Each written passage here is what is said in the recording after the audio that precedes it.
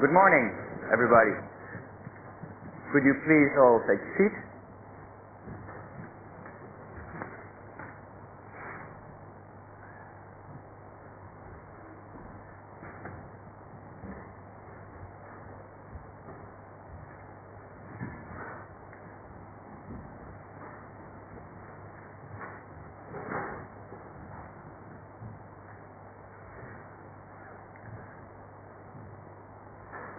Okay. First of all, welcome, everybody.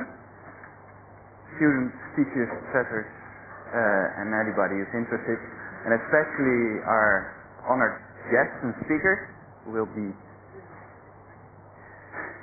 will deliver their papers, stories, and intelligence and reflection these coming 2 days. And I even heard some rumors that there are students coming all over Europe to be here these 2 days, or one of the days. So that's also an honored presence of you guys. So,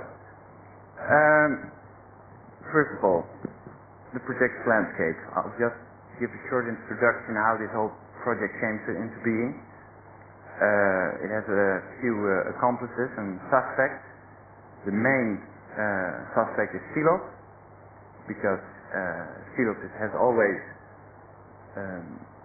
been a platform for initiatives of students and a safe harbor for initiating and facilitating this. So Projective Landscape is an example of this, and its predecessor, the Critical Landscape, another predecessor, another example of the same function Stylos fills on this faculty, and it has a lot of different ways in which makes the faculty lively. Furthermore, I also have to thank 2 people, especially for this Congress, because they actually planted the seeds which eventually grow to this. These people are Hans van Dijk and Roemer van Toorn, who always advised me in these efforts. So thank you. Inspiration is not enough, so I started searching for partners in crime to make this all happen, and I found them in Jasper Haan and Lara Schrijver, who did the whole conference thing before, then under the title of the Critical Landscape, and they really we set up a seminars last spring, 2005, which they intellectually guided through 25 years of, roughly and quickly, to the history, to give the students context, because for a lot of us it was first time so critical background we actually never touched with within our faculty, at least not consciously. But then, that's also not enough, so there's a lot of students, so these are the main organizing committee who helped. So David de Bruin was there at the video. Steun, I don't know, but Jasper de Haan, of course, Barbara Luns, Ruben Molendijk, Michiel van Rij, Lara Schrijver, Jouke Civerda, Anselm van Sintvliet. Probably all speakers know already because he did all the contacting, tickets and stuff. And Laura Ubach and Everett de Warle. Okay, so all this reading and these seminars finally condensed in making this Pantheon, which, hopefully a lot of you read, because it delivers a great background to take the most out of this conference. So this is, for those who don't know, Pantheon is the student publication of Stylos. It's 5 times a year. This is an extra edition and functions as 3 publications. Some wondered why is it in Dutch? Well, the aim of the Pantheon, the 3 publications, was very specific to really get this debate, these issues to the community at our own faculty. So to bring the content as accessible as possible. So that's why accessibly written by students who have to do get the same content and in Dutch. So then there's some announcements which are more of general nature. The last minute program, because we changed it last night. They're out also. We made some leaflets. They're big A0s with the same program.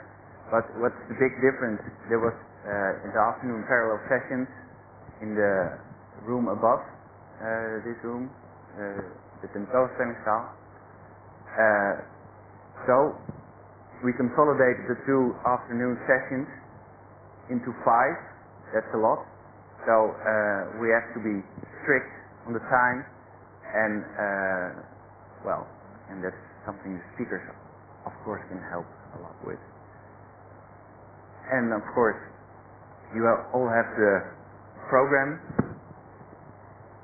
which is more. It's meant like, I don't know, for the Friday, most of the times in the booklet are still correct, but for today, for the afternoon, it's different. But what it gives you is information about the speakers, some quotes taken out of their context, so please take note of that, but at least it gives you a very general sort of hunch what these people are about, and maybe the titles will compel you further to pick.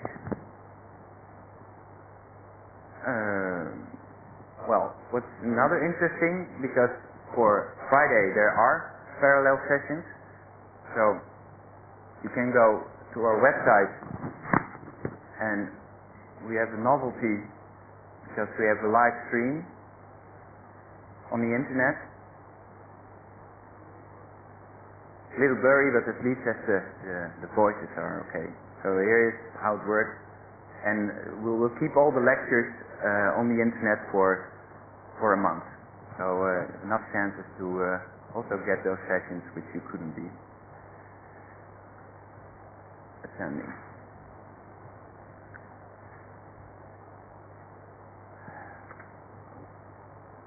And oh yeah, there will be a book. That's this is not for nothing. So all speakers have papers, and they will hopefully get everything on a higher plan after the conference and put some extra insights into a book. And also all the speakers we tried to get at the conference, but for whatever reason it didn't work out, we'll try very hard to also get them in the book and even more discussions. But maybe in a year or so, look in the bookstores, and hopefully you will find it. That's for me. So I give you Jean Provocateur Jasper de Haan, who will give an introduction, short, and I don't think I need to say anymore.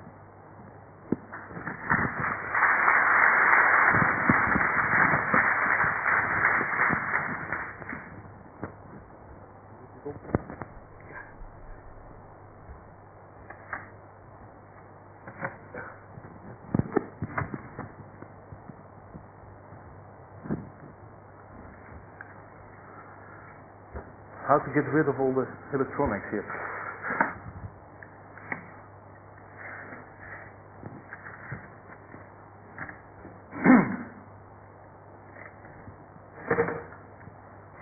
Okay, very warm welcome from me too. I'm really glad everybody is here today and tomorrow, and I hope something worthwhile will come out of it. Actually, it's kind of strange to stand here again after 11 years. It was 11 years ago. It was exactly the same date. We had the critical landscape here. And apparently Michael Hayes, who is not yet here, Michael Spies, Ari and I are flexible enough to be now in something completely different, although that's the question.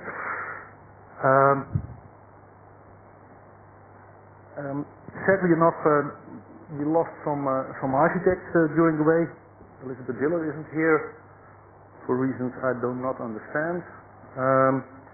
And I think Alejandro more or less chickened out after the Husai wave of criticism he got for what Bob Sommel called for the writing of the latest book of Charles Gaines.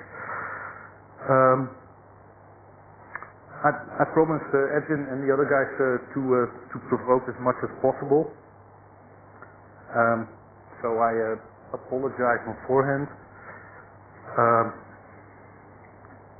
Actually, I wanted to provoke everybody, but that was too difficult. And also, I wasn't sure if everybody could take it. So I hope that people I will not insult too much. The Projective Landscape was a working title.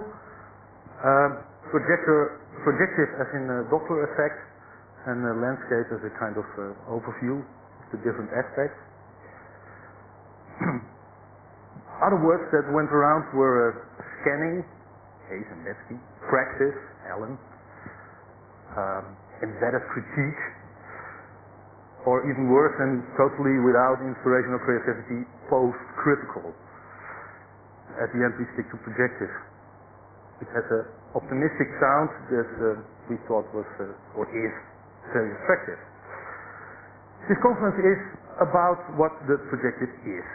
If the projective is indeed something else than the critical. And perhaps the most important question, how the projective should look like, or looks like. At least one thing is clear, and that the projective is formulated by a few Americans with some very tight bonds to this country, and they all suffer from a severe Oedipus Eisenman complex. But it's still extremely attractive, especially because it offers an alternative for the critical. At least that was more or less what Cynthia Davidson was mourning about when giving the floor in log to the non-critical. Actually, I think you cannot imagine how attractive something not critical in this over-criticalized country is. In my first year at the school, I was thrown out of a design studio for drawing a door with two windows next to it. It was a simple wooden door, and the windows were started on the same height, but they didn't reach the floor actually. I found out that a window like this was called a milkmaid, because milkmaid with two buckets with a piece of wood on the shoulders that carries two buckets of milk. This milkmaid door window was totally wrong. I thought it was quite nice. You have this hole in the wall, and it's filled with open parts and closed parts, and you can walk through it, light comes in, fresh air. I think a truly interesting thing, actually, in a phenomenological way, functional way, spatial way, and with a lot of architectonical pretension. Of course, it would need some good detailing, but who knows? But it, or better I, was wrong. I was a reactionary and suppressive, right-wing, conservative. It was ugly and old-fashioned, and actually I must be some kind of a fascist, a bad person drawing these inhuman things. It took me years to find out why this teacher was so enormously angry about this door with two windows. It appeared it was the same reason that somebody who designed a center for the homeless got a better grade per definition than somebody who designs the executive office of some kind of multinational. Why an orphanage was better than a big villa for a very rich person. And why a library in Seattle is better than a shop to buy some clothes in New York. Criticality in this country is not a dead end where Peter Eisenman came up with. Criticality is, or better was, everywhere. It is much more politicalized here. I end up in my work as an architect with it almost every week with exactly the same arguments this teacher of mine threw me out in my first year. So I was extremely happy with the article by Sarah Whiting and Bob Tommel, and before that I was happy with Van Allen's book Practice, although that was still more about how to get rid of deconstructivism. And then Roemer, this order is not scientific, then Roemer van Toren wrote this article in which he called everything that was successful in some way in this country projective. Okay, he made some very complicated subdivisions, but it was definitely not going to bring us any further. I was very disappointed. Then George Beard showed up at the Berlage after his lecture at the DSB, and he wrote this article in the Harvard Design magazine. So I was really curious, and I went there to see what more he had to say about this debate.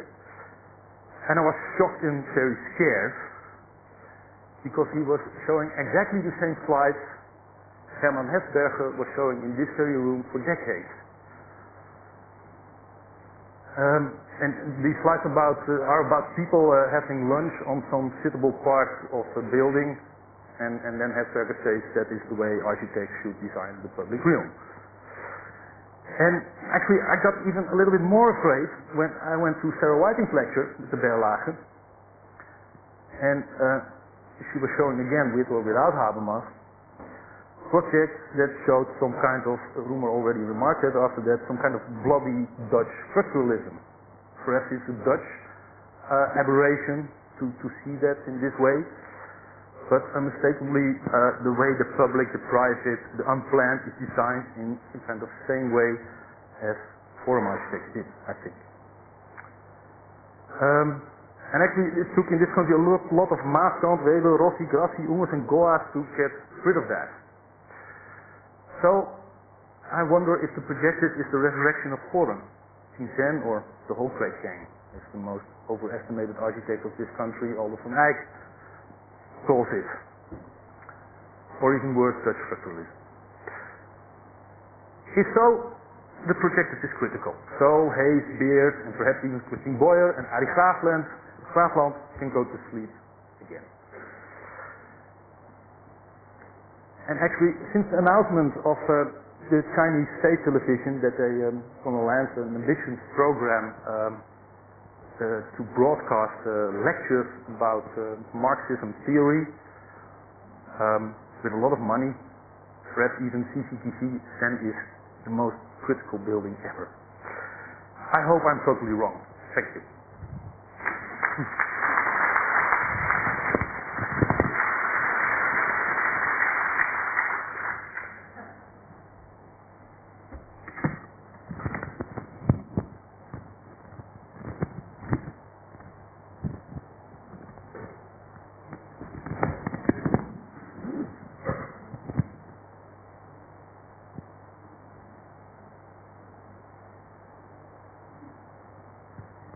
Okay, next is Van Allen, Dean and Professor at the School for Architecture at the University of Princeton, and what Jasper already referred to, writer of